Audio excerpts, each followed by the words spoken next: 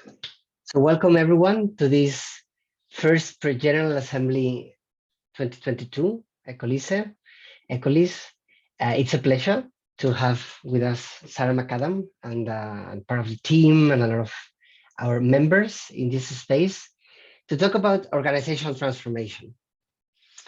And we are going to do it, first of all, by explaining a little bit what's the current state of ECOLISE, just as explaining the context of why this session is needed and important for our process. And then Sarah will lead the session with us to talk about their own process in Transition Network, about his experience, and we may have space for questions, conversations, and together to dive deep in why is needed this transformation, this process. So that's the main aim of this space. This is a type of process that is happening at fractal level in many of our members, in all our networks. Recently, I jumped together with Paulina as a co-director of ECOLISE as part of this experiment towards a more decentralized and less hierarchical organization.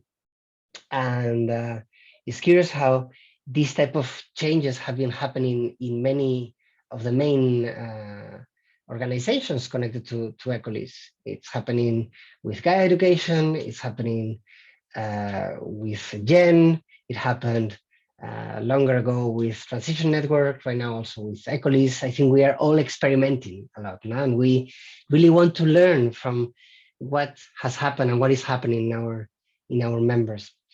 I also see within the participants in this session a lot of expertise, a lot of experience, and I hope that in the conversation, many of these questions and information and comments and ideas will emerge. So ECOLISE, that started as an experiment, wanted to bring together different movements working on community-led level on climate change and sustainability, has been going through different challenges, because it has on the one hand grown quite quickly in terms of staff. Then we have gone through different internal tensions, and also trying to evolve to a different organization where shared governance, sociocracy, and different models are applied into the way we work together. So I would say this is the context. We're in the middle of this experimentation, in the middle of this process, and we want to share all this and continue this experimentation with you and with the members, with whoever is here and will watch this video. So I think this is the main aim for today, and I'd like to pass to my dear colleagues, first Paulina and then Sarah, to explain a little bit about, with more detail, in what a specific moment of the process we are. And maybe Paulina can complement a bit what I said and talk a little bit about the culture building side. And then maybe Sarah can talk a little bit about the governance transformation process that we are doing. And just after that, we will pass it to you, Sarah, if that's okay. And you will lead the way. So Paulina, over to you. Yes, also from my side, welcome to everyone. And as you know, it's a very relevant session for ECOLISE, for our learning, and we're also really happy to share this learning with others. So this is really just a couple minutes to give a bit of context from our side before we pass to Sarah.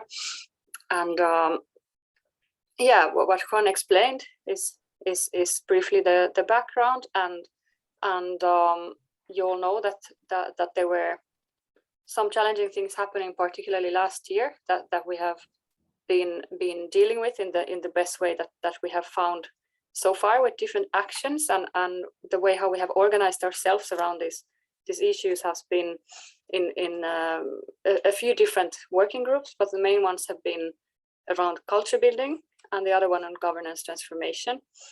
And on the culture part, and we see this, of course, as very interconnected. So they need to be looked at together. But this was a good way for us to organize our work in getting started. As one of the main things that we identified in the beginning, when things were still really heated in a social sense, with different opinions, perspectives, different interpersonal dynamics, but also like seeing that the conflict was really playing out on different levels, like both personal, interpersonal, and also really systemic in dealing with issues that probably all of us deal with in the wider society.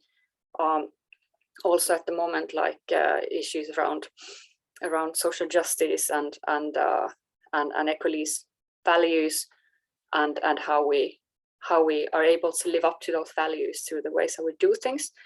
So one of the needs that we identified at the beginning was around starting from really like setting up clear policies, clear agreements for conduct, for safeguarding the people, the well-being of everyone involved.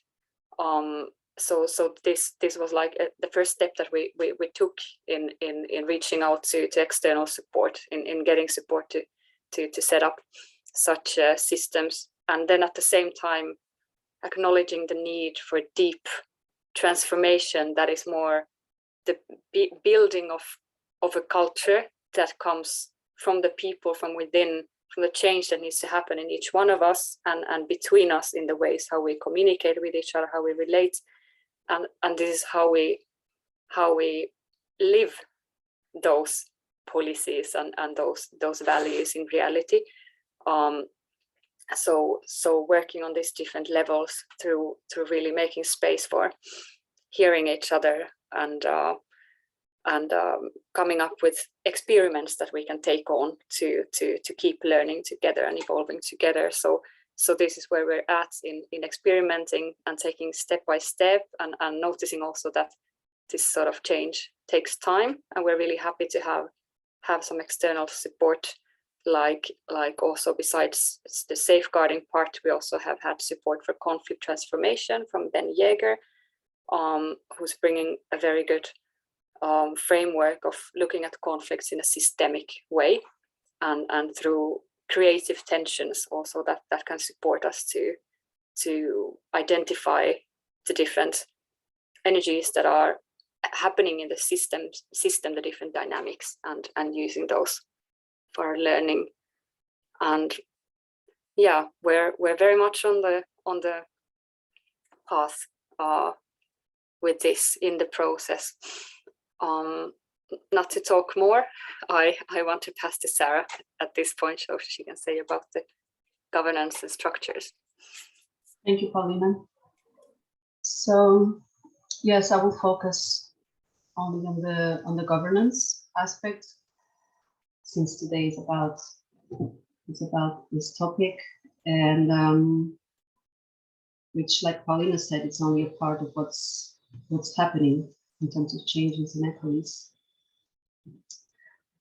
And this has been a very rich process to think about governance and in ECOLISE, because it's clearly one of the main needs that came out of this tension was to clarify decision-making processes, clarify roles, accountability, organize work, and have all that very transparent also for the members, and at the same time to identify entry points for member engagements. So to start this process to make ECOLISE more decentralized, and to actually use the energy that is available in some of our members to that don't have that clarity as to how they can help, how they can engage, and this is a process to try and make that more clear. So we created this governance transformation group where we have team members and council members having been part of it. And for now, we are experimenting The first approach was to identify what work are we already doing and what work needs to be done. And we are starting to organize work in terms of, and we are doing that by creating these circles that identify the main areas of work. So the main areas that we have for now are organizational transformation, support, communities for future stewardship, and oversight and strategy.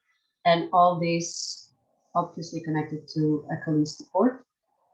And then we go in and we find this, what we call these more circles where we have the team members together with council members for each one. This dashed orange circles are the ones that are open to members, so all members can engage directly in these circles. And we have these entry points on all areas. Then we are also trying to make visible the dependencies of decision making. And this is all this is our drafts. We are going deep with it over the next weeks and then to have it ready for the General Assembly.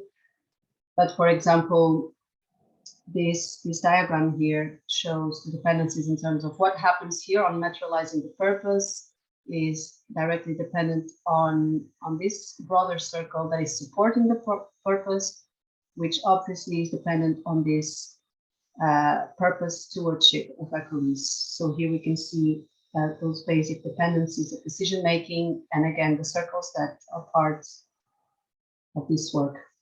Then we also want to make visible the people that are parts of these circles in terms of team members, which circles they lead, where they are contributing, what is their role in terms of council members, and also from our network. And then we're creating this table, this huge table that is going to make visible the domain, the main circles, sub-circles, domain, lead members, contributors, dependencies, followers, and then key practices and rhythms for each of these circles. So it's still under construction. And also these are diagrams about decision-making processes and making clear the roles and accountabilities of members. But we also want to build this ecosystem diagram that shows the extent of ECOLISE network, the levels of contribution as a complement to this work. And I think for now, this is good. Thank you so much, Sarah. Well, this is part of the work that we have been doing for some time already, with a lot of contribution.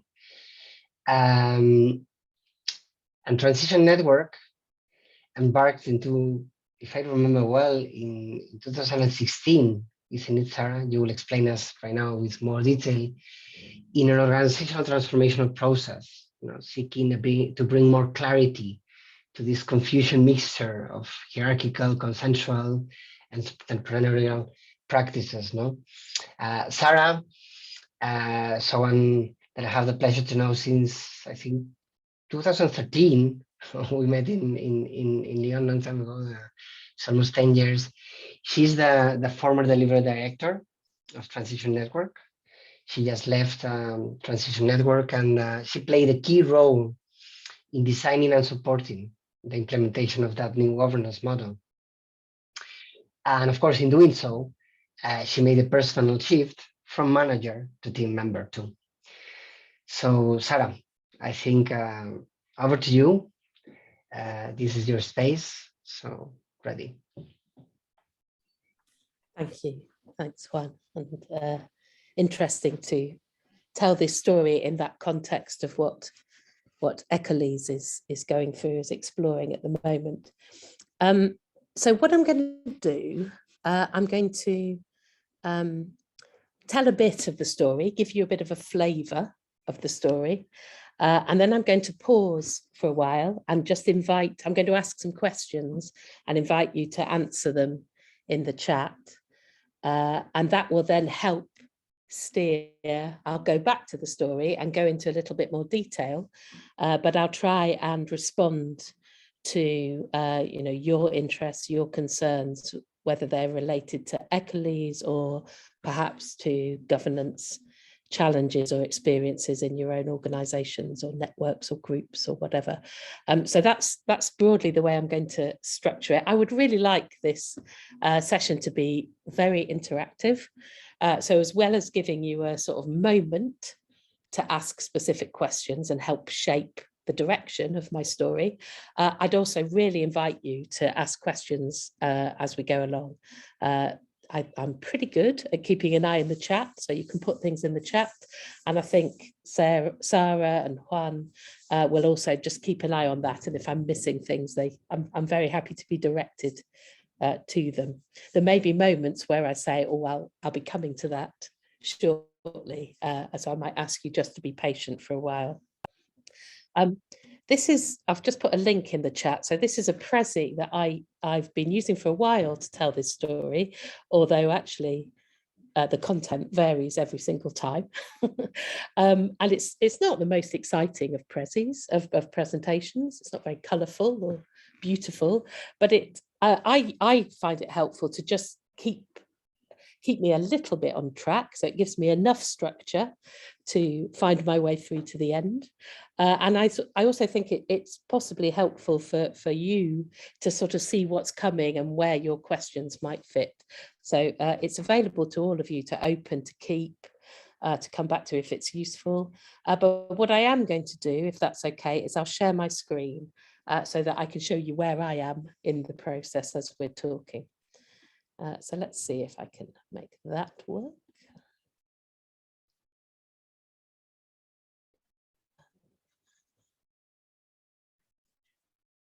Okay, so can somebody put their thumb up if they can see the presentation? Excellent, thanks, Sarah. And it starts with, what's this story about? I think you probably know because you've turned up. So it's a story about Transition Network, the organisation, the charity that's registered in the UK. It's about our shift to a new shared governance model. But it's also about how that has mirrored and complemented a wider exploration of how we share power, resources, functions across our international network. And for me, one of the most exciting and sometimes challenging things about the process has been those two processes going, well, if you say they're going in parallel, it sounds like it's all very organized, but going together at different paces with different spurts of energy or setbacks, and how those two things have supported each other, how our learning has supported each other, and how the fact that there's a lot of alignment between our two governance models, how that is helping us to work together in an interesting way. So that's what the story is about. As with many transition type activities, I like to start with a cheerful disclaimer.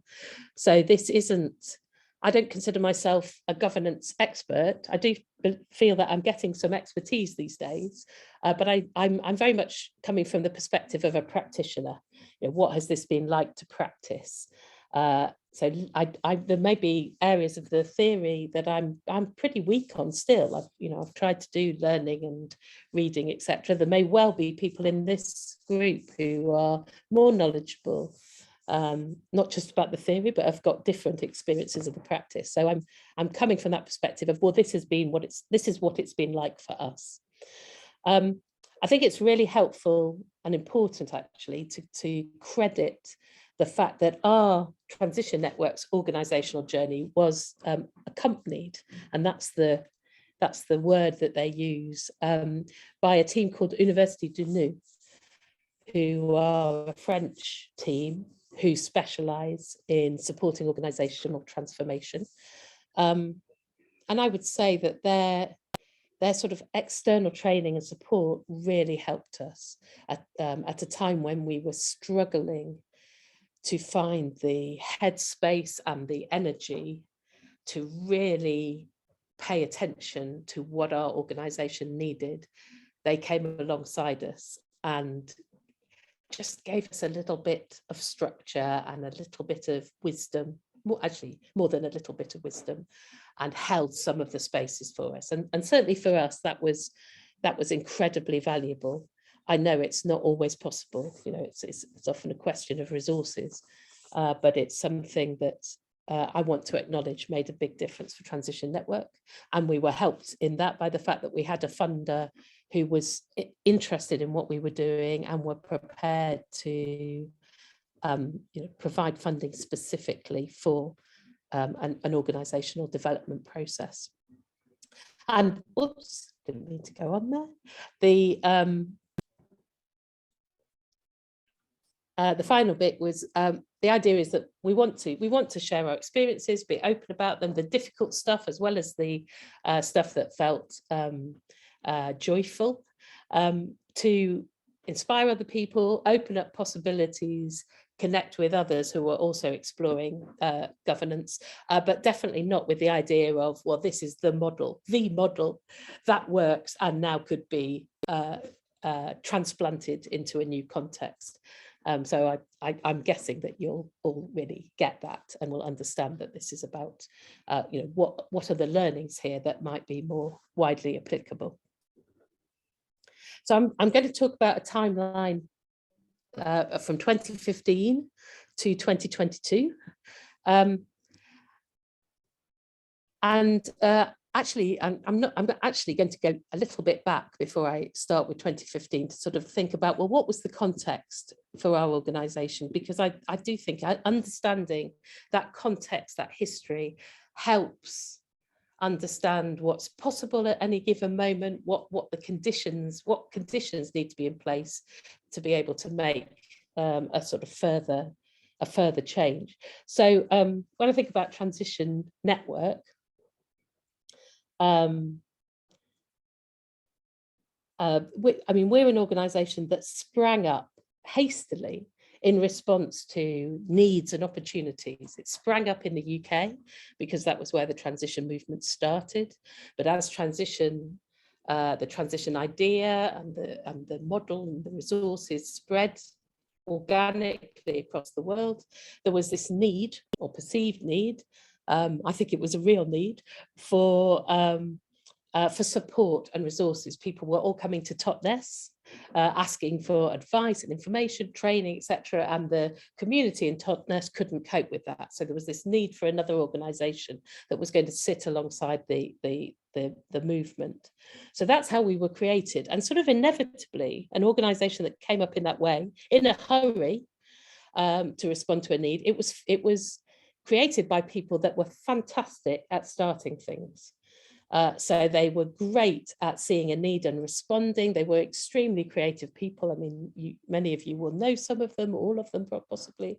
Rob Hopkins, Naresh, Ben Branwyn, Sophie Banks. So those people came together, but with some exceptions, most of them were people who were not necessarily focused on how organizations worked. That wasn't their experience, those weren't their skills.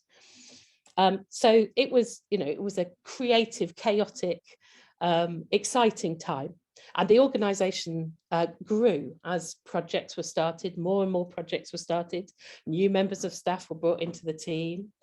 And for quite a while, I would say for several years, that happened without a lot of care about actually, well, what's the structure that we need to cope with this expansion?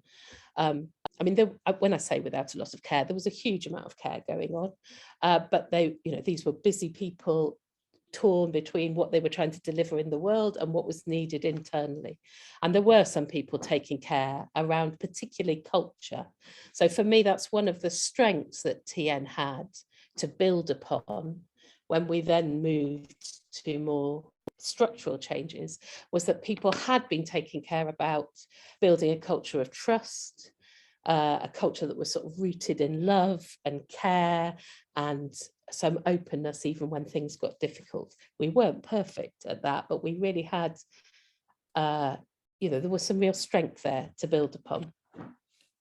So by 2015, where were we? I mean, I was in the team by then. I'd been brought in a few years earlier because there'd been this recognition that that we needed more structure, that we were tending to start things but not finish them, and it was quite a confusing workplace to be in. So I'd been brought in to support the team to create a strategy. And we'd done that, and we'd done that pretty collaboratively, and it was extremely helpful. But it also felt quite rigid. And we'd done it, you know, and we'd also created the structure that my role, it was called delivery director, as one mentioned, was the manager for all the rest of the people in the team. And we knew that wasn't right, it wasn't what we wanted longer term, but it gave us enough of a structure to sort of pull people together and start to work out together actually what did we want to change. So it was something about, well, this is a stopgap, but it isn't where we want to end up. By 2015,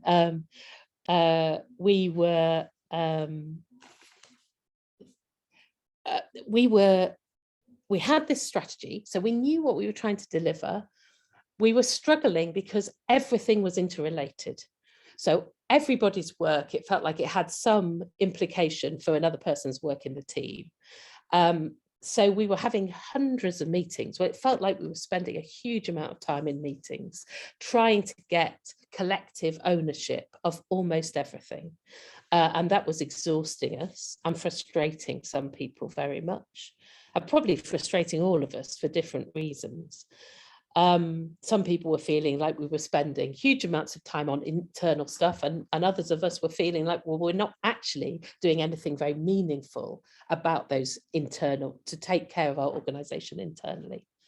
There was one of the things that I think is really important, that was because there was that lack of structure, there was huge variation in how much agency different people in the staff team had. So if you were, particularly if you were one of the founders, or if you're someone who had a lot of confidence in what you were doing and why you were doing it, you tended to just get on with things and do exactly what you wanted to do. And sometimes that meant that quite surprising things would happen, and you would wonder, where did that come from? How did we decide to do that? And often you'd think, oh, we really missed a trick in terms of we could have done that better if we'd had more of a sort of collective sense of it was going to happen and how do we all contribute to it. And at the same time, if you were somebody, particularly if you were a newer member of the team, I would say, perhaps someone who was seen as more junior in terms of, you know, what skills or role they were playing, then you tended to be mostly, I would say, felt quite disempowered. You didn't quite know what you were supposed to do.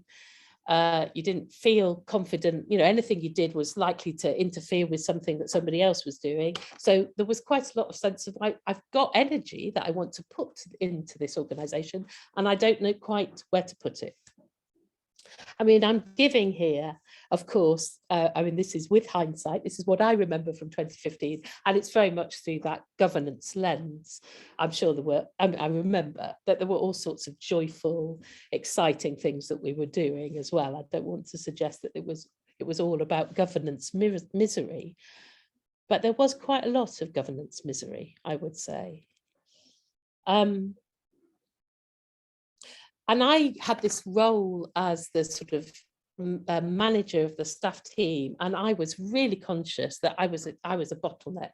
So often we didn't really know how decisions were made across our team. So the default was that they would come to me and I would work out almost decision by decision. Well, okay, who needs to be involved in this? How are we going to get them together? You know, how do we consult, etc. I mean, it wasn't only me who was doing that. It was very much a team effort, but it was often me as the sort of connecting point between different parts of the organisation. And for me, it felt exhausting and completely unsustainable and painful.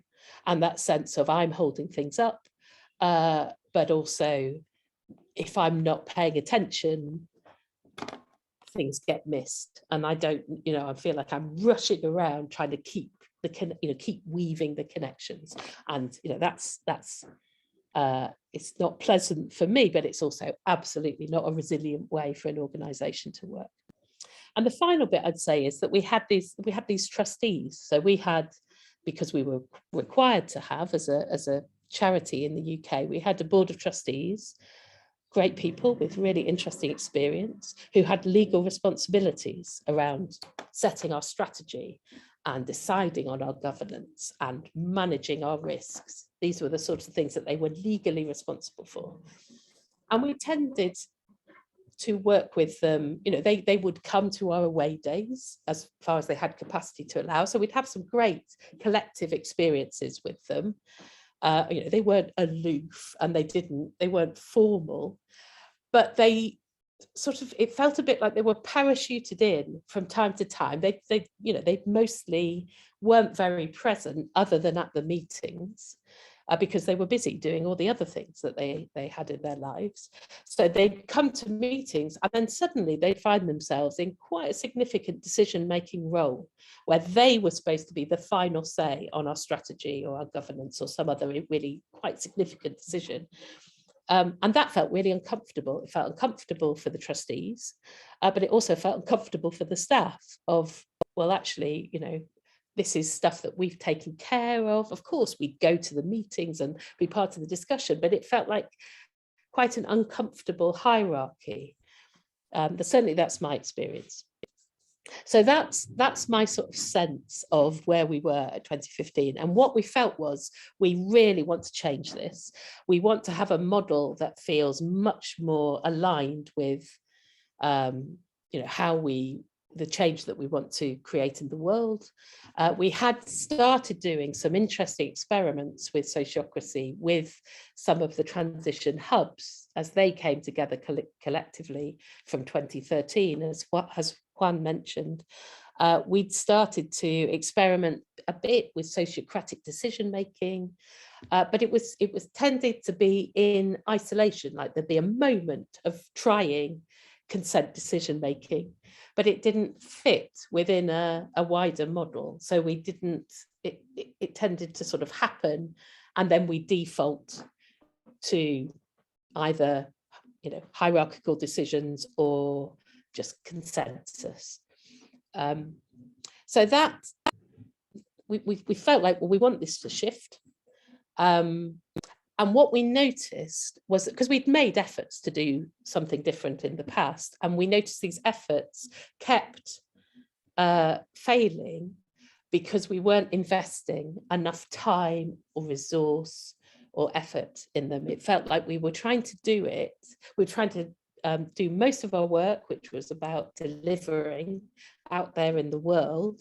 And then in our spare time as a team, we were trying to sort things out about our governance.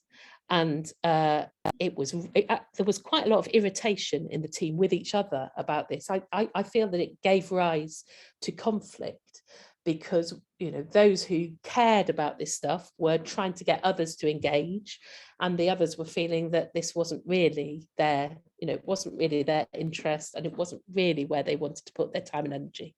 So there came a moment in 2015, which for me was a really special moment. And it was at an away day with our staff and trustees together, where we really recognised that we kept tripping up over governance. It kept causing us difficulties, and that we wanted to invest, and that we were going to actively seek funding, and we were going to build this into our strategy, and we were going to actively seek support to go through a 2-year process to change to something else. So that began, we decided it in 2015, and there's a link there to the request that we put out into the world saying, does anyone want to help us with this? And we were overwhelmed by the number, but also the quality of the interest that came back and the possibilities that came back.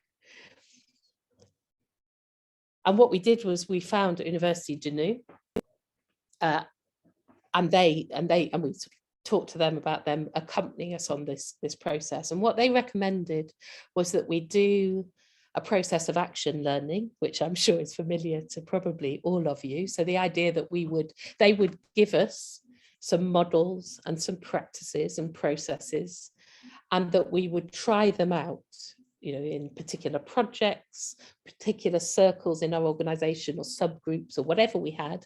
We'd start trying them out to sort of get familiar with them, to learn about them and to see how they felt, really. And they were drawing on, particularly on sociocracy, but not just sociocracy. You'll notice I've got this really helpful post-COVID cough that comes when I'm speaking too much. So it's very good as a workshop presenter. So I'll just drink some water, and that will also give me a chance to just look at the chat, because I see there's a few comments in the chat. Thanks.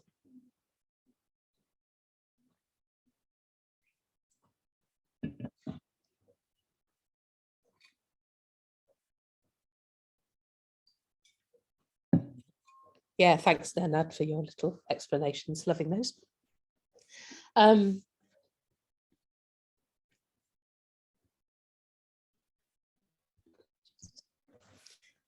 Yes, so we were, University de Nuit were drawing on sociocracy. They were also drawing on holacracy and some tools and practices of their own.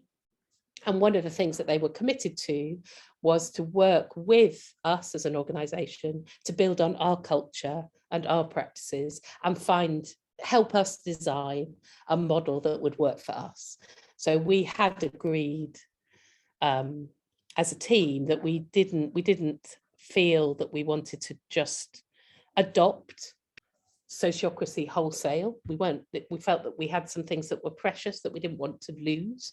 And we were looking for something a bit more nuanced. We didn't want to, and we couldn't afford to adopt holacracy, which is you know, has ownership and you have to pay for. But we really liked some elements of this, so we wanted to learn from them and then come up with something for ourselves.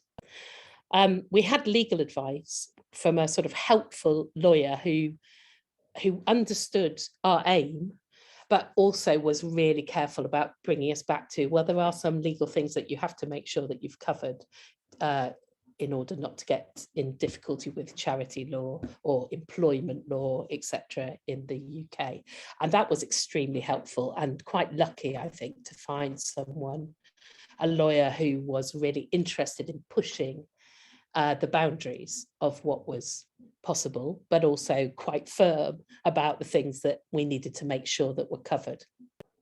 And I've put this bit at the end about leap of faith, because for me, there was something about a moment where the experimentation got really uncomfortable. So trying to do this in individual circles and individual project teams, but not having it overall as the model for the organisation actually got painful, because you didn't quite know where you were and you were trying to move from hierarchy and getting permission to things and then move back into a sort of more of a consent-based system. So it was good as we were learning, and then there was a moment where we had to jump into the new model. So we designed together, we designed this model, we came up with a proposal, and we consented to it together. And that was the moment that we jumped. And I'll say more about that later on and focus on the bits that are interesting to you about that proposal. But one of the most important things that UDN told us was that model doesn't have to be perfect. In fact, it's not going to be perfect. It's not even going to be comprehensive, you know, and even at the moment where we brought forward the proposal and consented to it as a group, we knew that there were quite significant gaps and areas still to be addressed, but it felt good enough. And many of you all know that's a really important term in sociocracy. It felt good enough for now, safe enough to try. And what it gave us, the new model, was an ability then to carry on adapting. So once we put it in place, we knew how we would identify, okay, what are the tensions? As soon as we've got it, there's immediately tensions, and now we know how we're going to address those tensions. So that was the sort of leap of faith. So I'm just going to tell you a bit about just one perspective, my perspective of what it felt like. I've just left the TN team, but only last month. So I can tell you what it felt like to be a member of the TN team in 2022, just to give you a flavour of what's changed. And then I'll pause and I'll ask some questions for all of you to reflect on. So what does it feel like now? What did it feel like last month? So I was, I'm going to speak just from a personal perspective, because I think everybody's experience is different of this. But my experience was that I had 3 roles in the organisation. And compared to previously, I'd been, this delivery director, which was this slightly huge, undefined, cover everything sort of role. Now I had 3 distinct roles. Each one, I knew what my purpose was. I knew what I was accountable for. And that really helped me get a sense of, when everything's getting slightly confusing, I just come back to my role. These are the roles that I hold in the organisation. What does this role need to do?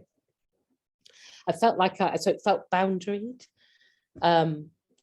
Yet I understood how those roles connected to others. I had this sense of what roles, more than a sense, I absolutely knew what roles everybody else was playing in the organisation, and I understood the way that we connected to each other. I had, and I think this probably, my sense is this is true for all, but I had a strong sense of what our collective purpose was. We'd spent quite a lot of time developing that, and I had a strong sense of what our shared priorities were. So, so whenever I was having to make a decision or think about what my particular role needed to do, I had this compass that guided me, which was, well, how's it contributing to this shared purpose? So that gave me a number of things. It gave me a real sense of agency. I didn't feel so hesitant about, is it okay to do this? Because I thought, no, I know that this is contributing to our purpose, so I can get on and do it. But I also trusted that what other people were doing also contributed to our purpose. So I no longer felt that I needed to run around checking, what are you doing? What are you doing? Have you done anything about this? I didn't have to check that, because I understood that these roles were all contributing to the same purpose. And there were structured ways that we kept each other informed about what was happening. So those ways meant that I felt that sort of safeguard of, if I saw something that was really causing me a problem, or something where I thought, actually, there's something much better we could be doing together, there'd be opportunities for me to spot that. So I didn't have to sort of be constantly alert all the time. So I really felt that calmed me down and enabled me to focus, and gave me an ability to sort of pulsate between the moments when I'm really focused on my role and the next steps, and the moments when I'm zoomed out and connecting with others around the system to look at the wider possibilities. And for me, that sort of pulsation between the zoomed out and the focused is one of the ways that helps me work in a healthy way. So not feeling overwhelmed, but also knowing that there will be moments for me to make those wider connections. Let me just see if there's anything else I wanted to say about how it was now. One of the things that I felt was that if if a decision needed, if I needed a decision in my role, I felt much more clarity about how I would get that. Was it a decision that I could just make myself? Was it something that I needed collective ownership of? If I did, I knew where to go for that, and I knew the process we would use. So it wasn't like, I didn't feel like I was making it up every single time, or, you know, trying this and getting it wrong and trying another way. So that also really sort of saved me time and saved me stress. And I suppose the final bit that actually, it's not quite the final bit, the final two bits. One thing that I really noticed, and this was in 2020, when COVID hit, when the pandemic became apparent, I really had that experience of the organisation being able to shift really quite agilely. So we had one set of agreed priorities for the year. COVID happened, and by April 2020, we had a new set of priorities that we'd agreed as an organisation. And I think in the past, in our previous structure, I think we could have spent 2 years sort of talking about the fact that maybe things need to change now. But actually, this gave us a really quite straightforward way to think, are our areas of priority still relevant? No, they're not. Let's change them. And we know how to do that. And the final bit I wanted to mention, because I think it's a particular interest, I suspect, to ECOLISE with its wider network, is that, I mean, I played a particular role in the system. I was the link to the Hub's Heart Circle, which was sort of an equivalent bit of structure within our international hubs group, and so where similar governance practices were being used, and I felt able to. There was something that felt really equal and exciting about that relationship, that we were the organisation that was supporting the movement, supporting the Hubs group, but I played this role of then linking to the Hubs Heart Circle and holding equivalent power in that setting as we explored, well, what's needed by our movement, how are we going to respond? And I could take tensions from the TN team either way. I could take tensions into the Hubs Heart Circle and back to TN.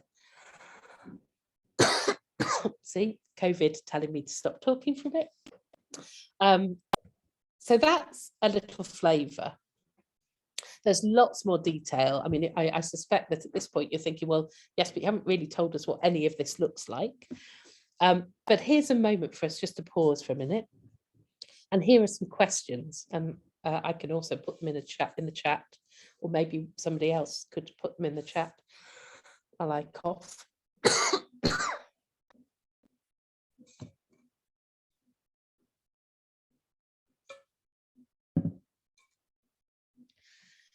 So I'm inviting all of us, having heard that story so far, with its sort of maybe frustrating lack of detail, to think about the ways of working either within ECOLISE or within your own organisation, your group or network, and just to reflect a bit on, when you think about ways of working, governance, what hopes or longings are you holding?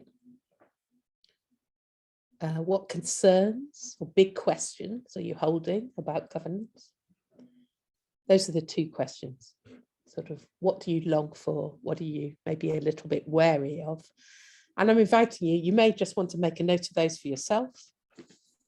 But if you want to, please feel free to share those in the chat so that we can see them, and I can try and sort of address those in the next bit.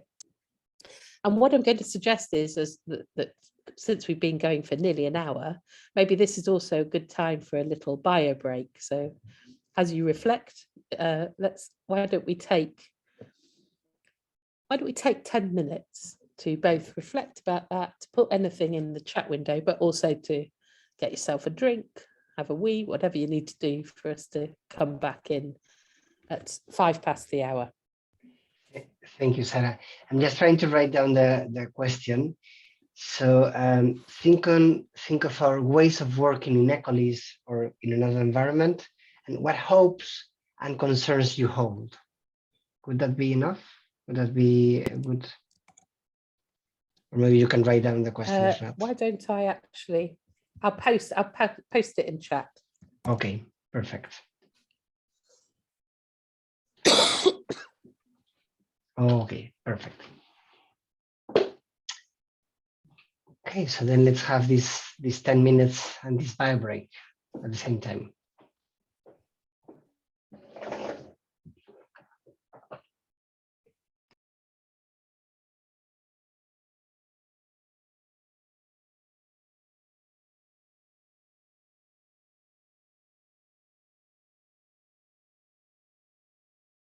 In the comments and the questions in the chat.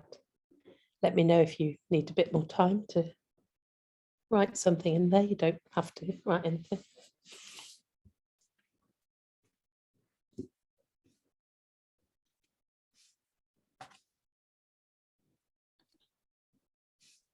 I imagine everyone is very concentrated, writing in the chat.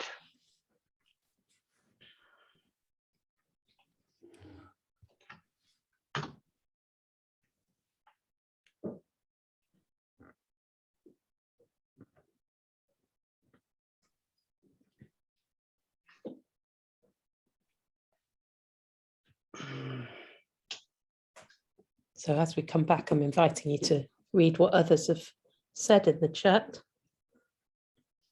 And maybe put your video on just to let me know you're there, or if you can't do that, maybe just a thumbs up, just so I get a sense of people being back in the room. I know a few people have had to leave. Welcome back.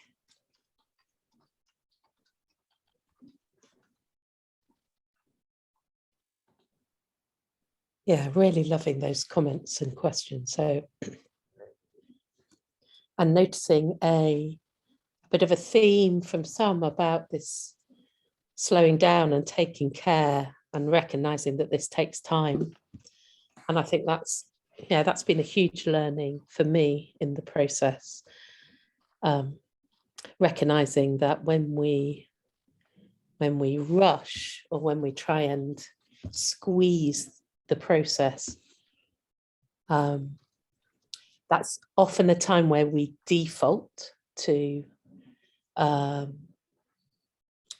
sort of older ways of doing things, because the new stuff is harder to stick to. It's so much to learn. It doesn't come naturally. I would say it didn't come naturally to me. There were pieces of it that felt joyful and exciting, and once I tasted them, I thought, I want more of this. But there were other bits that felt quite clunky, and when we were in a rush, it was really tempting just to say, oh, well, we won't do that this time because we've just got to get this done. And so often our experience was that tripped us up. It resulted in us often having to sort of unpick things later that took more time, or it gave rise to conflict and frustration. That's just our experience. But I think that piece about how you, which for me is a really relevant thing around for all of us working in this field, or this field of change, is how do you not get overwhelmed and activated by the sense of urgency? That sense of urgency is important motivator, but it can be, certainly from my experience, it can be a real underminer of things that need a little bit of time and space for them to really spring up in the way that will be resilient longer term. Just reading the last few bits.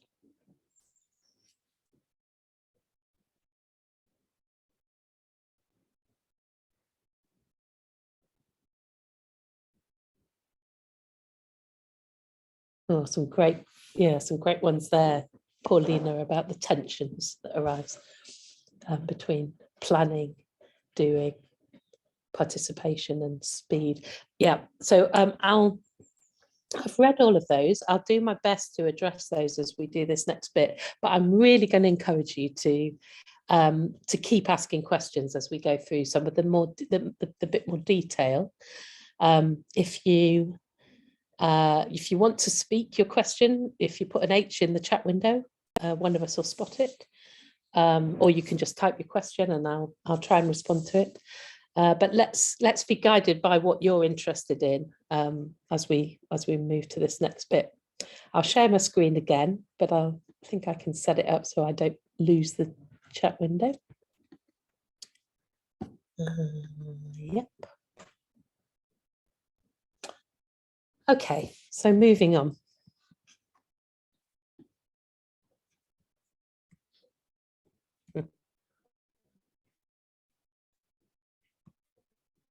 Come on, little thing. There you go. I won't spend long on this slide because I think we've already touched on it, and I get the sense that this is something that already makes sense to many, maybe all of you. You know, why were we doing this? Maybe it is useful to talk about. I mean, there was this important piece about distribution of power and resources and responsibility. That there was a real issue for TN, that we were a UK-based organisation that was trying to support this transnational movement, this distributed grassroots movement. And we were really concerned about holding on to power in a way that would actually sort of block the way that the organisation, that the movement needed to shift and adjust. I mean, I'm sure there were definitely times when we did hold on to power in an unhelpful way. There were times when we were, I've talked about us being too much in broadcast mode. You know, we work things out and then we tell the movement instead of being part of a system where the feedback is flowing around the movement and we're learning from each other. So there was a whole sense of we've got to shift the way we're working to genuinely sit alongside and participate in this this wider ecosystem that has so much to offer our purpose in terms of learning and wider resources and wider energy and wider expertise. So it was about let's work in a way that actually supports that feedback to come into the organisation and supports us to give feedback to other nodes in the network. And there was something really important to us about working with emergence and complexity. So I think I mentioned we created this strategic plan, but actually as soon as we'd done it, it was a helpful process, but as soon as we'd done it, it felt too rigid. You know, we'd done a 3-year plan, as many organisations do, but things were shifting much more quickly than that. And I mean, certainly, you know, I believe, I mean, I'm quite evangelical about this. I believe that organisations have to move away from that sense that you can see your way ahead and plan it out and have clarity about what your outputs and outcomes and impacts are going to be. I think there's a lot that you can do to intelligently explore what are the outcomes and the impacts that you want to have, but the idea that you can create a plan at one point in time within such a complex field that will then you'll then be able to deliver, for me, is a mistake and locks us into things that really cause difficulties later on. And then there was this piece about accessing collective intelligence. So this idea that none of us and no organisation, no individual can see all that there is to be seen about what the solutions are, what's possible, what's not going to work. And the only way to really benefit from the collective intelligence in our organisation or our movement or beyond our movement is to try to find ways for us to process decisions and make plans or agree next steps in a way where as many of those voices as possible are shaping what we do next. And there's that sort of tension, which I think is similar to what you alluded to, Paulina, between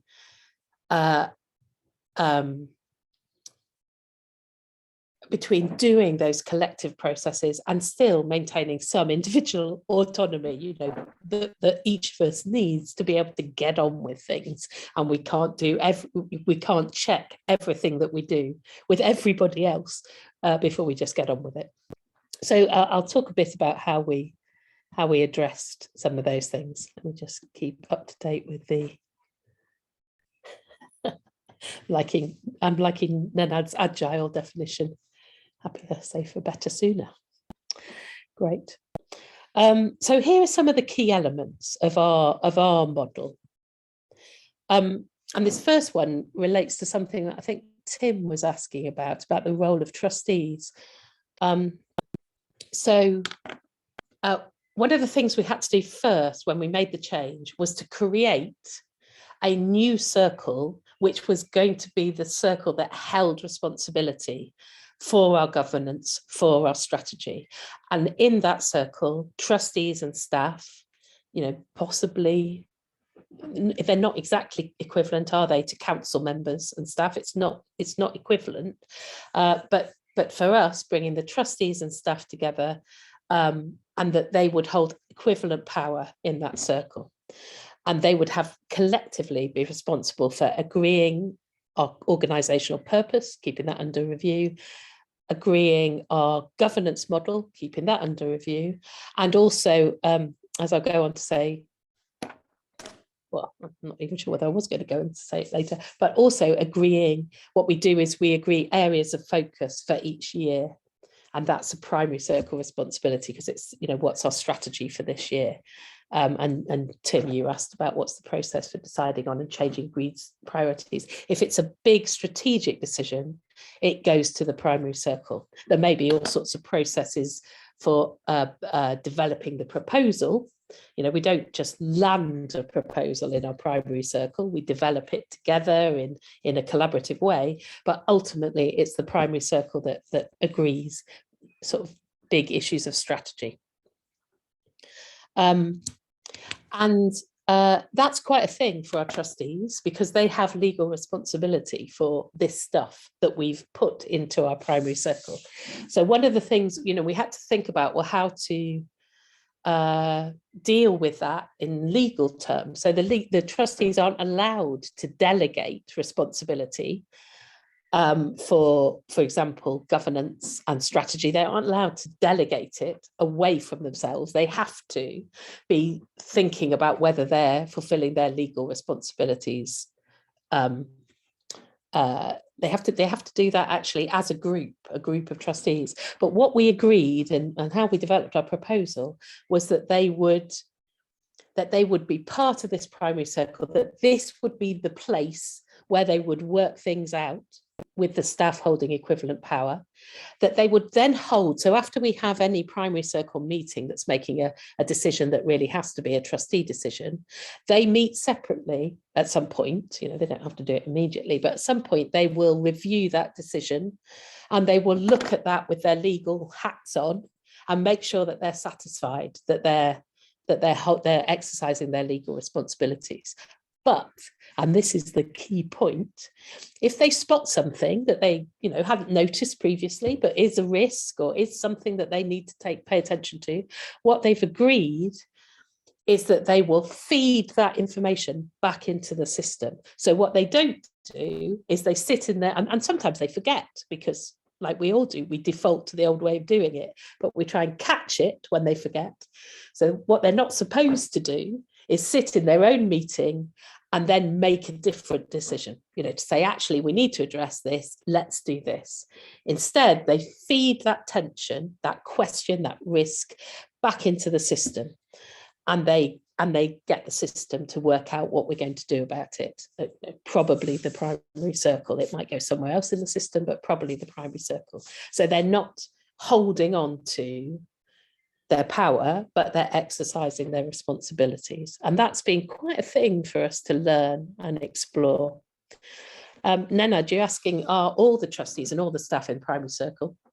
And what we did was we had the capacity to do that, was we said any member of staff who wanted to could join. And the expectation is that all trustees will be, because given that the primary circle is responsible for governance and strategy, it's not very meaningful to be a trustee who's not in that circle. So that's the expectation. And we have had a couple of members of staff who've chosen not to join. For example, someone who was doing our finance work in a fairly limited number of hours, had a very clear, specific role, said that actually he didn't want to take on that wider responsibility for sort of holding the whole organisation, and that made complete sense. So he chose not to join. We also have a policy: you don't automatically join the primary circle at the point where you become a trustee or you become a member of the staff. So you join us sort of legally, you're appointed as an employee or as a trustee, and then you have a period of being stewarded where you're learning about our governance. And you have a steward who supports you in that learning. And we recognise that for most people, I mean, there may be some people that come with a lot of experience, but generally it's a lot to learn. And it's only, so at the point when the steward and the person being stewarded are happy that people have built enough experience, etc., there's then a proposal to the primary circle that they will properly join. So before that, they will come to the meetings, they'll experience the meetings, they'll be part of a lot of the processes, they'll be giving feedback, etc. But the key point is when they start to exercise objection rights, when we're using consent decision making. And an objection is it's an important thing, and it's a powerful thing to be able to exercise. And we don't give people objection rights into the circle until we're happy that they've understood our processes, and that they have this sort of internal posture they've understood our culture as well. It's not just about understanding the rules of the processes, it's about they've got that posture of focusing on what's the collective need here. Okay, I'm going to move on from that circle unless there's any other questions about it.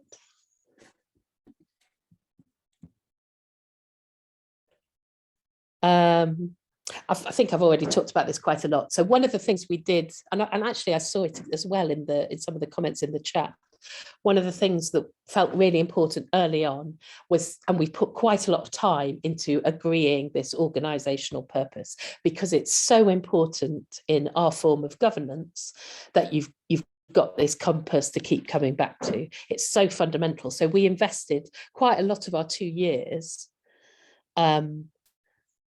the 2-year process. Quite a lot of that was spent on exploring what our purpose was, testing that with the movement, seeking feedback, developing a draft proposal, and finally agreeing it, and using consent decision making to agree it. And that was a sort of key moment in the shift to the new governance.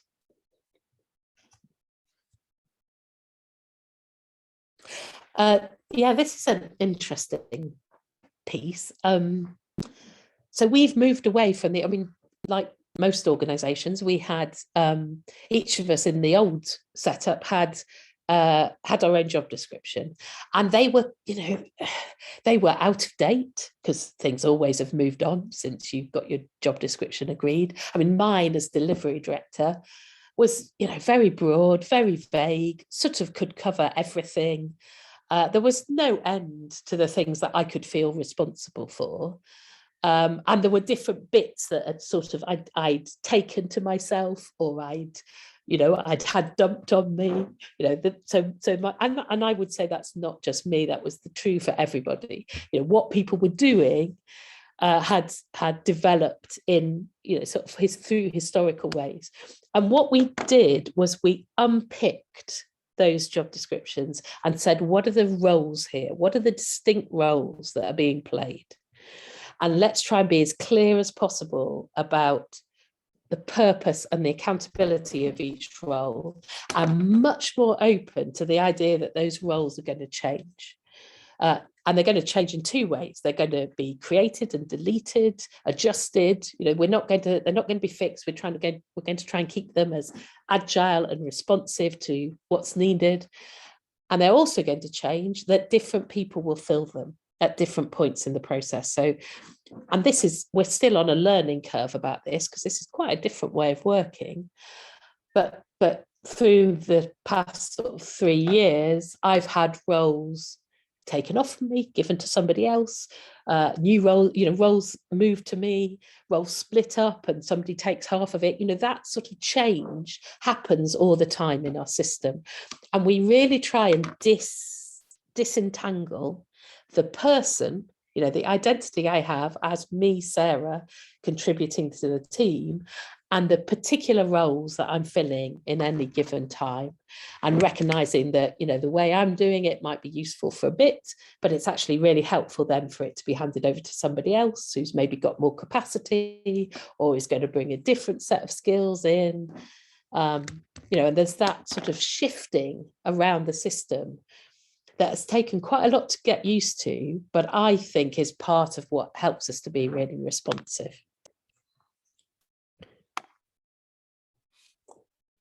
And here's a bit more then about our actual structure. So we work in circles, so very much drawing on sociocracy and holacracy there. And it's a constantly evolving structure. And I'll show you. So this is the, I don't know how easy it is to see that, but this is our current, actually it's not our current structure because I've left. And so there's probably already an updated version maybe on the TN website. We're pretty good at keeping it up to date. So we have the primary circle at the top, which actually meets very rarely. There's very little that happens at the level of primary circle. It's the big strategic decisions. It's any big governance decisions. It's something that needs the ownership of the whole team. And what the primary circle does is it elects a lead link to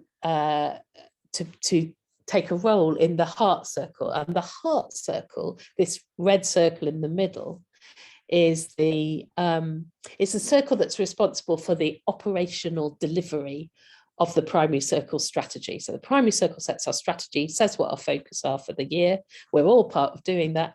And then the heart circle, in our system at the moment, we meet every 2 weeks. So every fortnight, that heart circle gets together. It's not a long meeting. It's a very focused meeting. People from the various circles report on what they've done since the last time we met, not everything they've done, but the key steps they've taken towards delivering the strategy. They report on what their next steps are going to be so people can get a sense of how things are shifting. And we identify tensions, and I'll come back to the tensions bit in a moment. But that's a thing that happens. It's like a beating heart through the organisation. It's that heart circle coming together, checking out what's happening, sensing and resolving tensions, moving on. But it's often, I think it's often easy to sort of mistake that for like a management team or a management team. I think is often how, a board of directors or something like that. And actually, it's absolutely not that. It's not any more important than any of the other circles. And it doesn't control what happens in the other circles. It listens to what's happening and it resolves tensions between the circles, but it doesn't control them.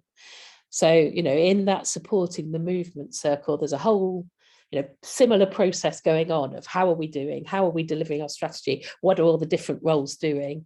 Are the tensions between us?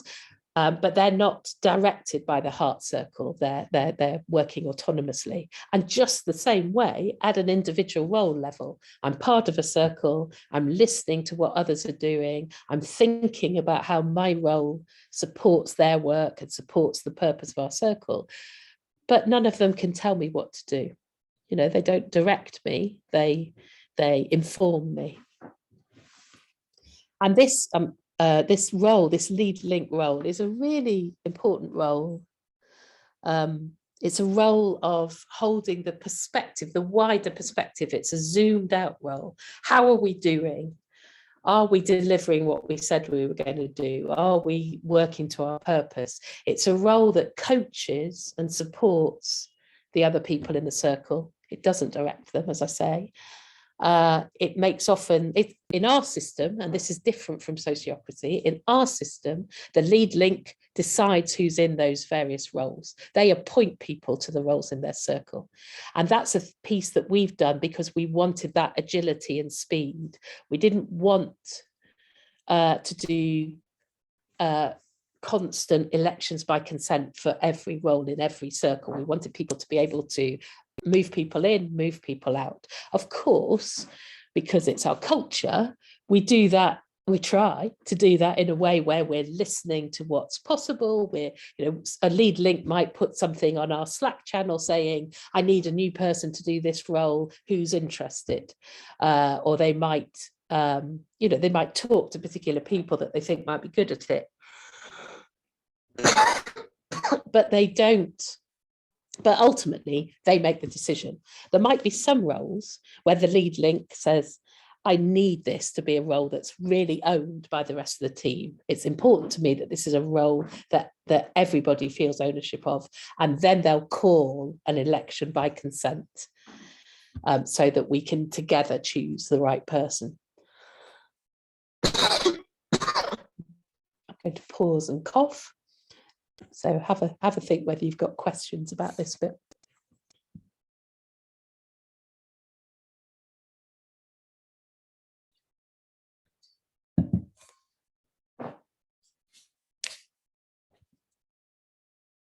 I'm sorry if my coughing is irritating. It's irritating me.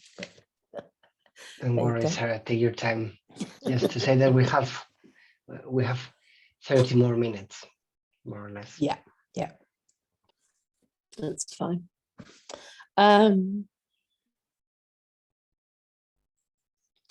Yeah, I think that's probably enough to say about that bit. Yes, and what I should say is that while roles, people can move in and out of roles pretty fluidly, when we come to actually changing the governance, so creating a role or deleting a role, that's the whole circle has to consent to that. And the reason, and so at each level of scale, that's a collective decision. Yes, we've got the right roles to do to deliver on our purpose. And we find that there's a lot of wisdom in that the different roles have different perspectives of what's needed, what might overlap or interact badly with what they're doing, what, you know, how they could relate to different roles in the circle. So that's a piece where we need consent. And I think that's a feature all the way through our model, is trying to identify where are the moments where we need consent of a collective, and where are the moments where we might do a bit of consultation, we might ask for feedback, but people will feel autonomy to just go ahead and make something happen. And we always have this safeguard of, well, if I do something because I think I've got autonomy to do it and it feels like the right thing and it feels uncontroversial, I can do it. But if it gives rise to attention, if it causes attention for somebody else, they'll bring it to the circle. So that sort of sense of, well, I can try things and I'll know, obviously I try not to do things that will really cause problems for other people, but I know that if they do cause problems, there's a way for us to resolve it. And that's what I'm coming to here. So I think I've already covered a lot of that. There is this expectation that before we've got lots of autonomy, but we will seek advice. So if there's anyone who's going to be impacted by a decision, or if there's anyone that's got particularly relevant expertise, we'll get their advice. But it's I've got a lot of autonomy about how I do that. I might put a little message on Slack. I might call a meeting. I might, come up with a proposal, but ask for feedback on it. I might invite a few people to develop a proposal with me. So I get to decide how to ask for that feedback, but there is an expectation that I will do it. And some of the most sort of lovely bits of process has been like advice sessions. So I might go to a circle that I'm in and say, I'm not really sure of my next step. I think I'm going to do this, but I would just like to hear advice from the roles in this circle before I go forward. And that can be a really sort of sweet, quite contained, really helpful way of just hearing the different perspectives in the circle before I go off and make my decision. So we use consent decision making and election by consent when it feels that we need, when we need that sort of collective ownership. I mean, key to all of this and sort of theme all the way through is this idea that you're navigating, you're moving away from this idea of predict and control and moving towards this idea of sensing and adjusting. So it's much more of an organic system that is moving forward in lots of different directions at once, guided by the overall purpose, but sensing all the time, how is that landing? Trying to find next steps, taking those next steps and hearing how, you know, what that causes for other people. So that idea of tensions is all the way through our system. And I personally find it incredibly helpful. It's now tends to be my default, even in organizations, you know, and collaborations where people don't have the formality of this system, that sense of what are the tensions here, and how could we illuminate them, explore them a bit, and then find a way to resolve them that works for everybody in a way that's good enough. It's not going to be perfect for everybody, but is it within the limits of their tolerance? Yeah, thanks, Nana. The Sociocracy 3.0 pattern is absolutely key here. I wanted to just one of the things that I feel, again, really passionate about is the risk when people look at governance of them thinking about it in terms of structures and rules and processes. You know, if we learn the processes, we follow the rules, we create the structure, we'll have got it, you know, we'll have done it.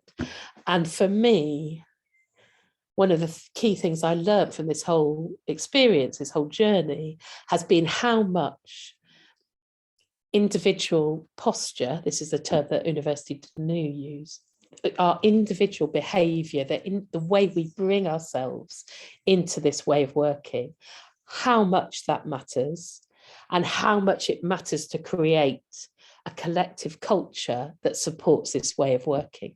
And that if you don't spend time on that, actually the rules and the processes can be quite dangerous. They can be unhelpful, because if people are using those processes to pursue, you know, their own ego, their own preferences, to, you know, to dominate, you know, even if they're doing that unconsciously, because it's very rare for people to be actually, in our field, for people to be consciously doing this, but even when they're doing that unconsciously, it can be incredibly disruptive and really difficult to deal with, because, you know, how do we shift?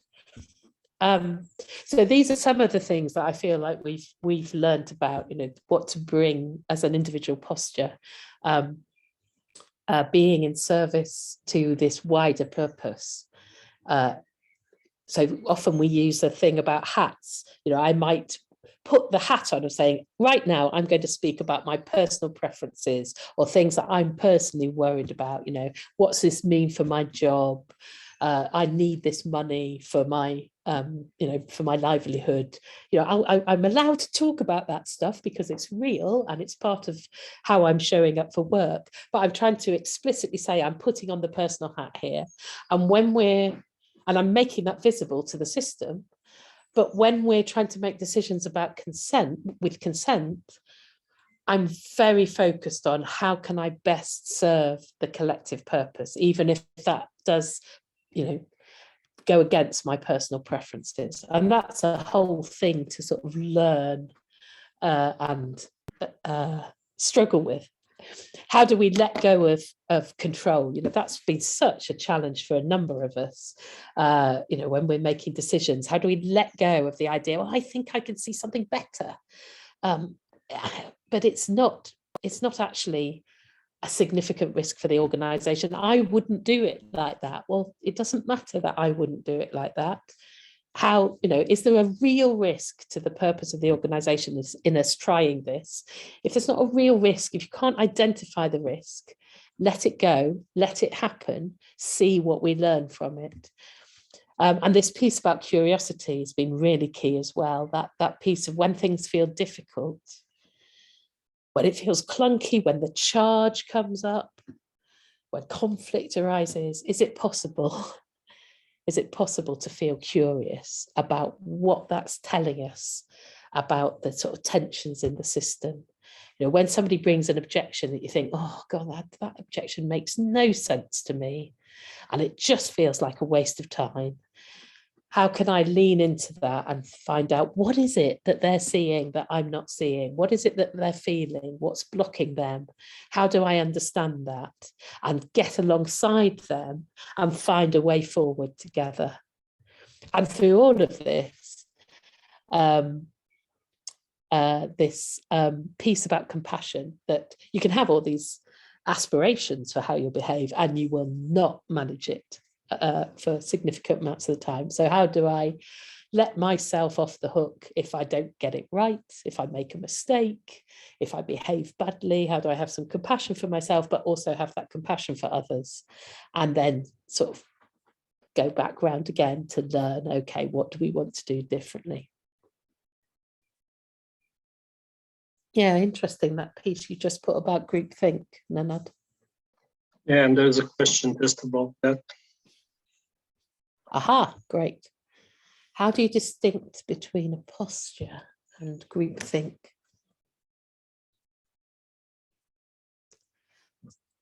So for me, one of the things that this way of working teaches us is to really listen to ourselves and to bring things forward.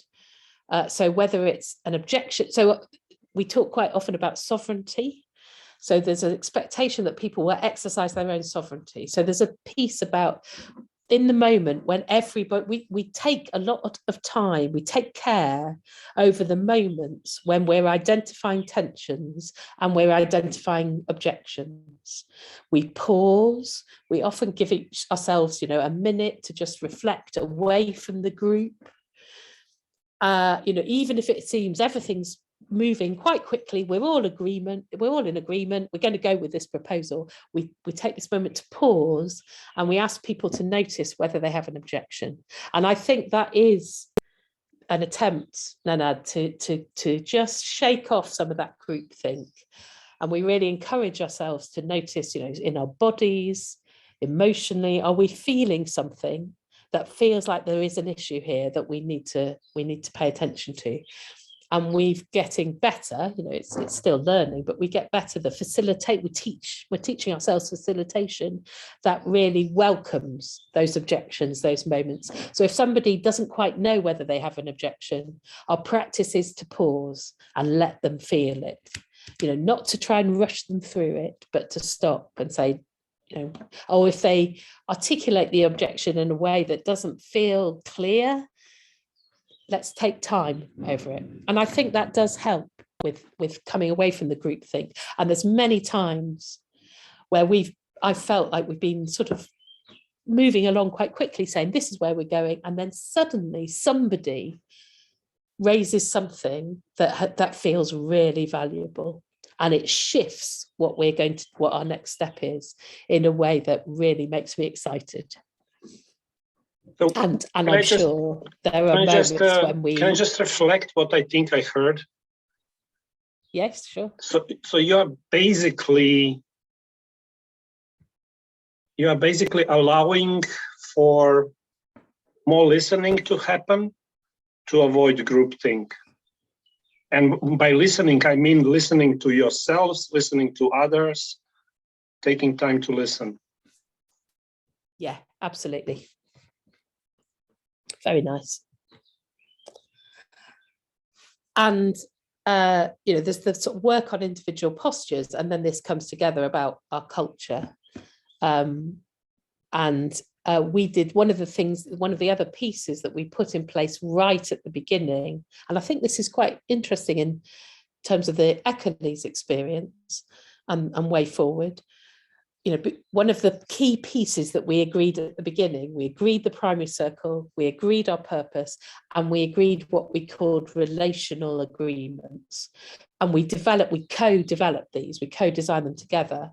And these were, this is how we want to behave with each other.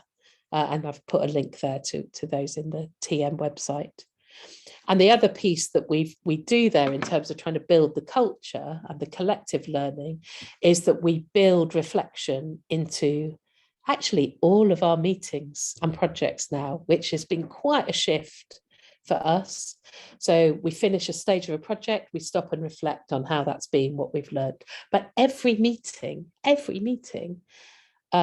we end with a little moment where we just take a moment to reflect and then to say something about what feelings have shown up in that meeting, what we've learned, what we'd like to adjust for the next time.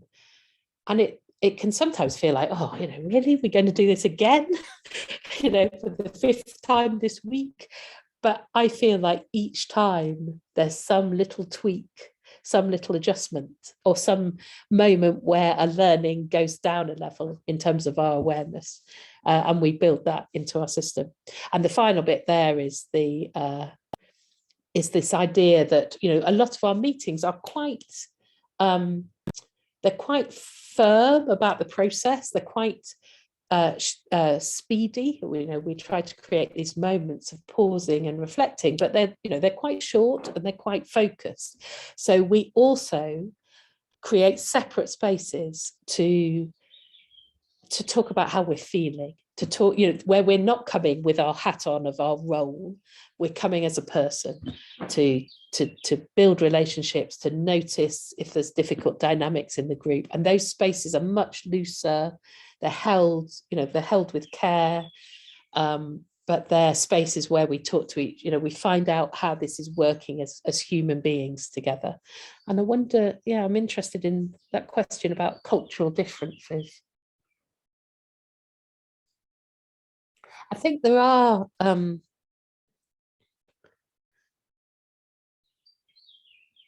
think we've noticed through this whole process, some real the places where there's a real difference in the team. Some of it is about how working like this, how easy it feels. For some people, for some people, there's elements of this that feel really easy, and for others it feels really uncomfortable. So one of the things that we've had to do is be, and I think I've had to learn a lot about this, is really being patient about the fact that the bits that feel easy for me don't feel easy for everybody. And I've got to stop. It's back to your listening, Nenad.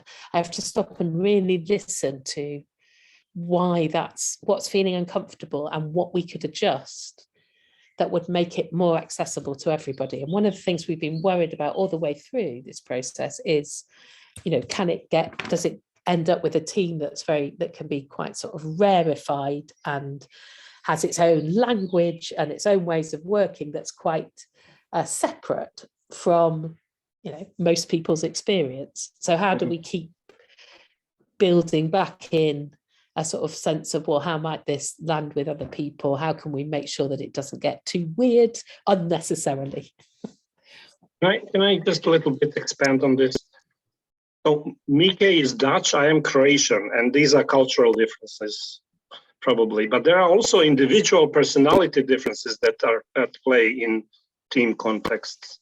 We are all constructed differently, and we all function slightly differently as human beings.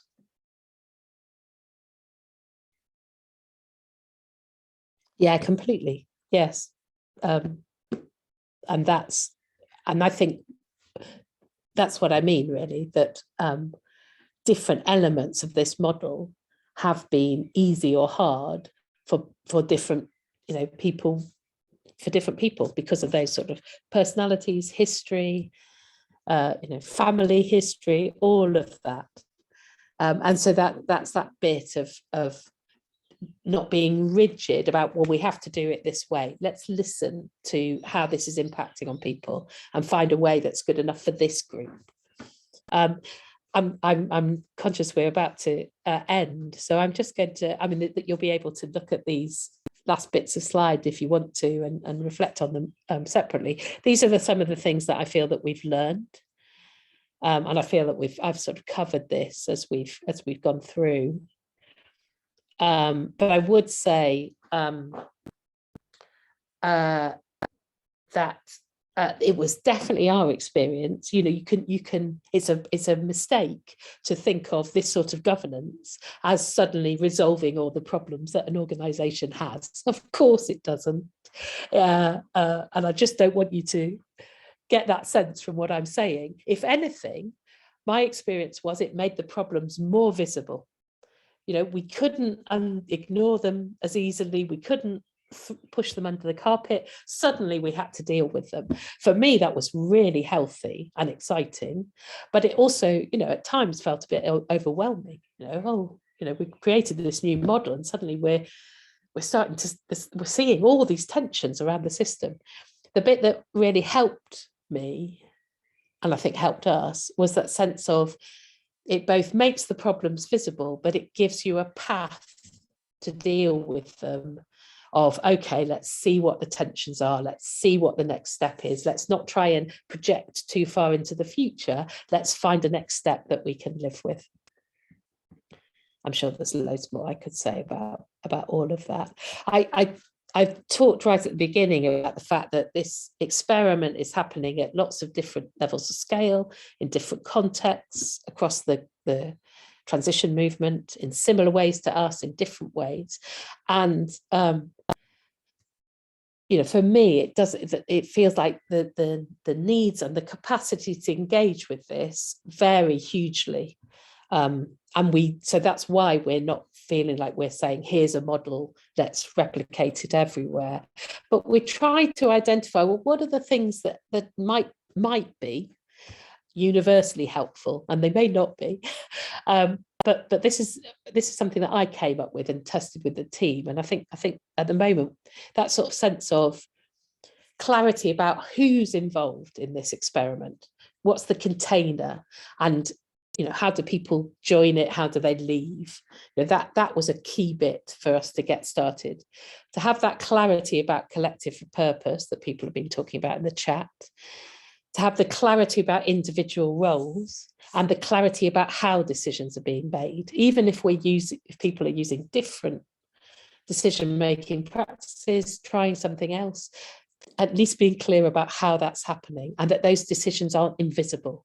There's a whole piece here about making what is often invisible power visible, transparent, capable of being challenged, and understood so everybody can participate. And this sense of one step at a time. So not feeling like you have to know the answer, but you need to find the next step.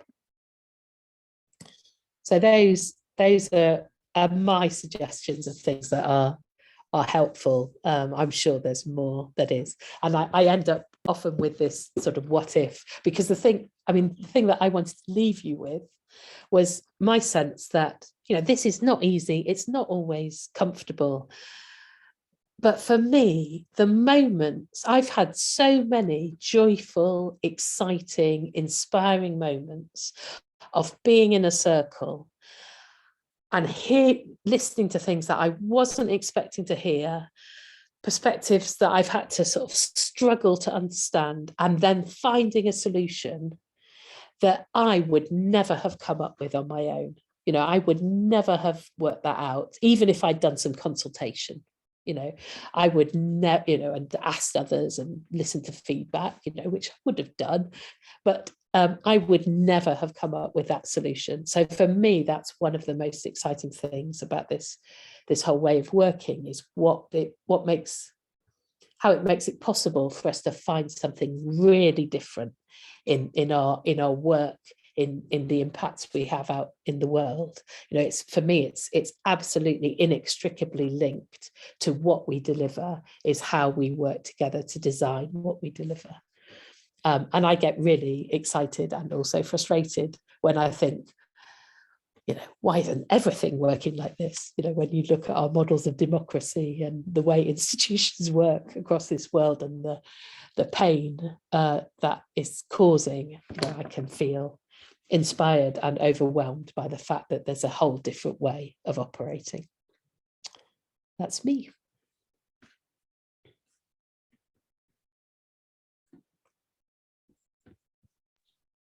Going to hand back to you, Juan, I think.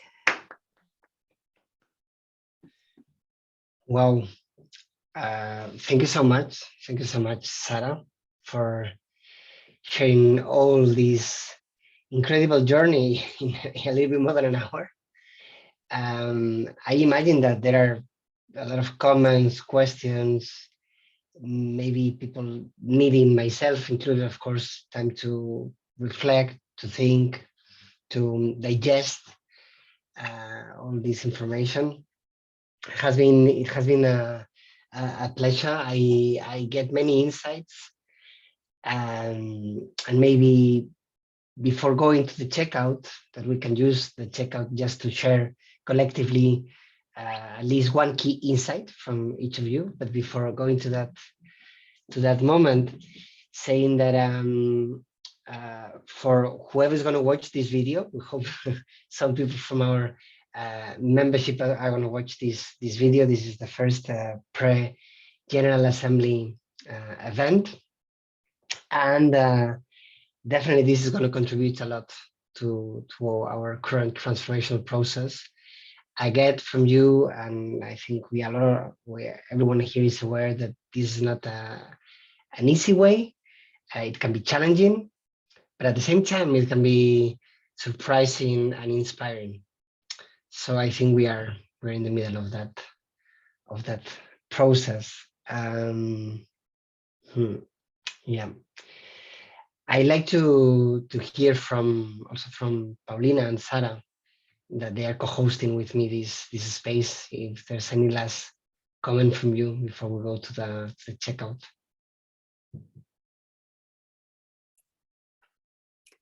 Yes, I just want to kind of repeat what you said. So I welcome everyone to the GA, also to hear more from the processes that ECOLISE has been through, and welcome, you know, to join us on this learning journey. And this is one step, and we really hope to host more spaces where our members can learn with us, our members can teach us, and we can do this together.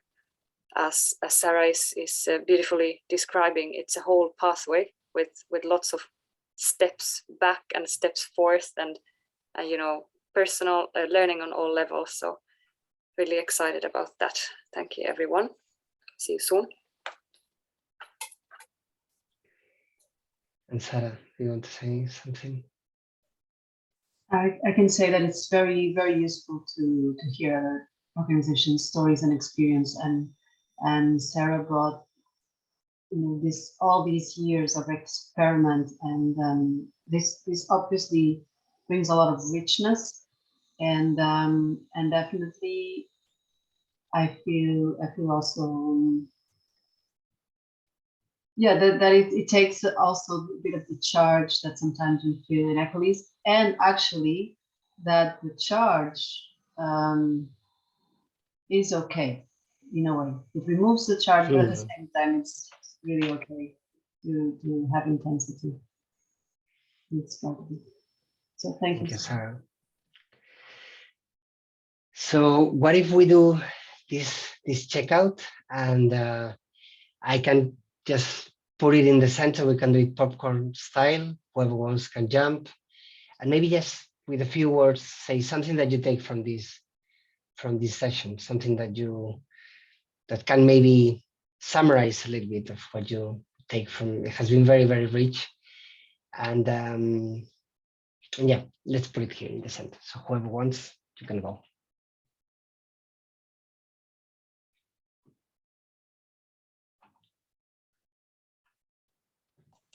Okay, I'll say first, thank you, Sarah. Very inspiring. Always love to hear from you. And yeah, great. I think ECOLISE will gain from this. Motivation is what I have, and yeah, I have to leave now for another meeting, so I'm going to jump. Thank you, Sarah. See you.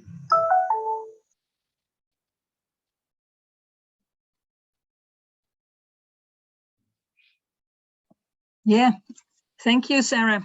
I think it's really great to learn together. That's what I pick up. And being vulnerable and reach the aim together, like a teamwork.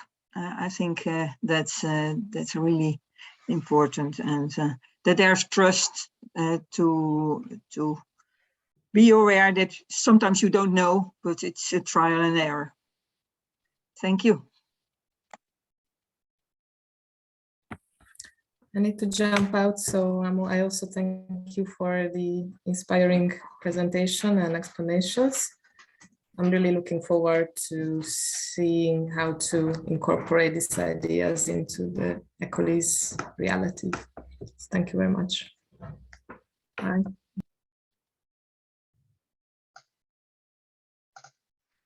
I can go next. Thank you, Sarah. That was really engaging to listen to you. And I'm new to ECOLISE, but I could really hear a lot of parallels in Transition Network's journey. And I think the part for me that was most enlightening was the last part about the posture and kind of wearing your personal hat and taking off your personal hat for thinking about the collective need. And so I think, maybe the new people were still trying to work out our roles and where we fit. And so the next phase will then think about how we actually work collectively together, because we're all getting to know each other virtually for the first time. So really what we're working towards, having that clear, will be what we have to think about next. So thank you so much.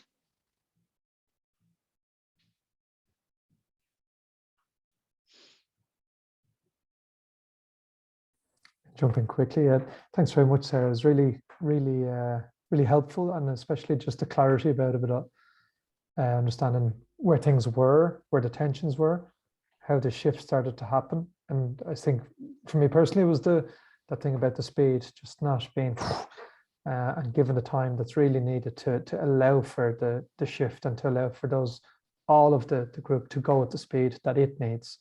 That was really powerful. I'm really thankful for giving back to us at this moment, because I think it definitely will help us respond and go forward. So much thanks, and keep up the work.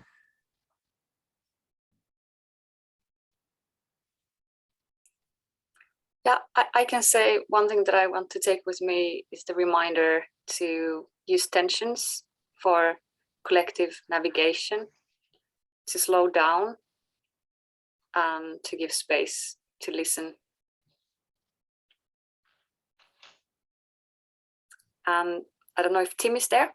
Otherwise, I pass back to Juan, I think, or to Sarah. Yeah, Tim, I think Tim, and I don't know if Nenad also.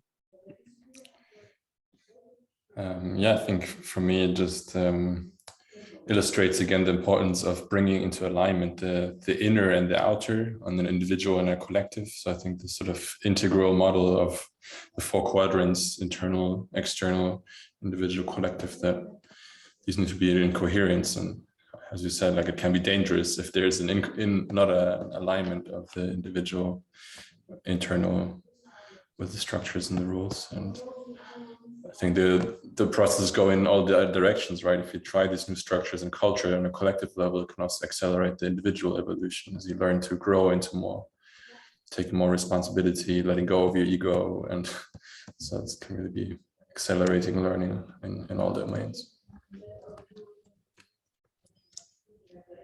So very curious to see that journey, and in my new role as evaluation consultant for ECOLISE to also be a part of that. So looking forward to that. So for me, it's probably too early to figure out what I'm taking from this. I enjoyed the presentation, and I'm grateful for this story. which is quite a long period, to 2015 till now. It's a long time. Yeah. So thank you, Sarah. Yeah, and then from my side, a lot of gratitude. And yeah, step by step, this takes time, and the key ingredient, I think, is trust. So yeah, thank you so much. I think with this, we close this very, very inspiring session. And let's continue the trip together. Thank you. Sending love and strength.